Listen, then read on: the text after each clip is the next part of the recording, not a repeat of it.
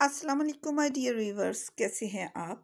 आज ये बनाएंगे मज़ेदार से नमक पारे। जल्दी से शुरू करते हैं। बिस्मिल्लाहिर्रहमानिर्रहीम। सबसे पहले ये मैंने ज़ीरा लिया है, 1 टीस्पून तवे पे हल्का सा रोस्ट कर लिया, और 1 टीस्पून लेवल नमक का, और घी डाल रही हूँ 2 टेबलस्पून। और ये गर्म पानी इसके ऊपर डाल रही हूँ ताकि घी मेल्ट हो जाए। आप इस तरीके से भी इसको मेल्ट कर सकते हैं, वरना मेल्टेड अगर ले लें, यानी कि चूल्हे पे पहले थोड़ा सा हल्का सा गर्म कर लें और फिर ऐड कर लें तो ज़्यादा बेहतर है। और इसमें 1 कप भर के मैंने डाल लिया है मैदा। हाथ मेरे धुले हुए हैं, साफ़ हैं। और इस तरीके से अब मैं इस सारे को मसल लूँगी, मिक्स कर लूँगी। और सिर्फ आप देखें कि 4 टेबलस्पून पानी मैंने डाला है, और इसको इस तरह से हमने बाइंड करने की कोशिश करनी है।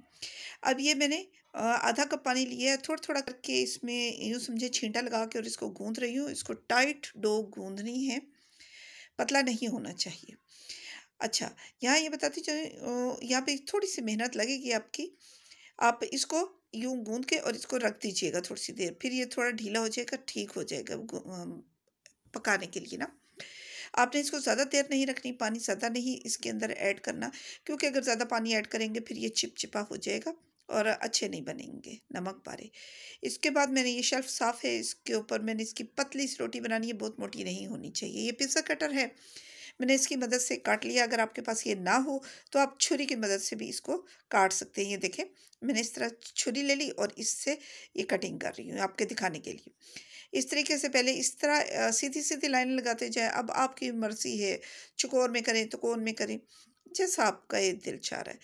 बस फटाफट से अब ये मैंने छुरी की मदद से ही इसको उठा लिया और प्लेट में रखूँगी इनको।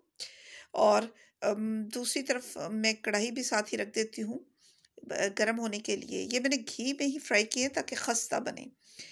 घी में ये देखें मैंने डाले हैं, घी थोड़ा गरम कर लें, और आंच फुल नहीं होनी चाहिए, वरना अंदर से कच्चा रह जाएगा मटेरियल और ऊपर से ड्राई हो जाएगा और काला हो जाएगा। इसको अब आंच थोड़ी सी और कम कर दें और इसको रोस्ट कर लें, यानी कि पका लें, अच्छी तरह फ्राई कर लें। ये जो मेरी कढ़ाई है ना, दरअसल ये बहुत धोखाबाज कढ़ाई है, ये जला देती है, तो इसलिए मैं इसकी आंच तेज़ कर भी नहीं सकती। ये मैंने कैश एंड कैरी से ख़रीदी थी, उन्होंने कहा इसमें जलेगा नहीं ऑयल, लेकिन ये हशर कर देती है चीज़ों का, जल जाती है, फिर मुझे मांजने में बड़ी तकलीफ़ होती है। ये जब कलर इसका चेंज हो गया, मैंने इसको निकाल लिया। अच्छा, ज़्यादा डार्क नहीं करना है, क्योंकि ये थोड़ा रखने के बाद नमक पारे अपना मज़ीद कलर चेंज करते हैं। मैंने छलनी में निकाला था, और उसके बाद इसको मैं एयर टाइट बंद करके अपने कुलीग्स के लिए लेके जा रही हूँ। बाकी आप लोगों के लिए ये नमक पारे, ये देखिए, बनाइए, मुझे ज़रूर बताइए। बहुत अच्छे बनते हैं, झटपट बन जाएंगे, बच्चों को और घर वालों को सबको बहुत पसंद आएंगे। यकीन कीजिए, मज़ेदार सी रेसिपी है और क्विक बनने वाली।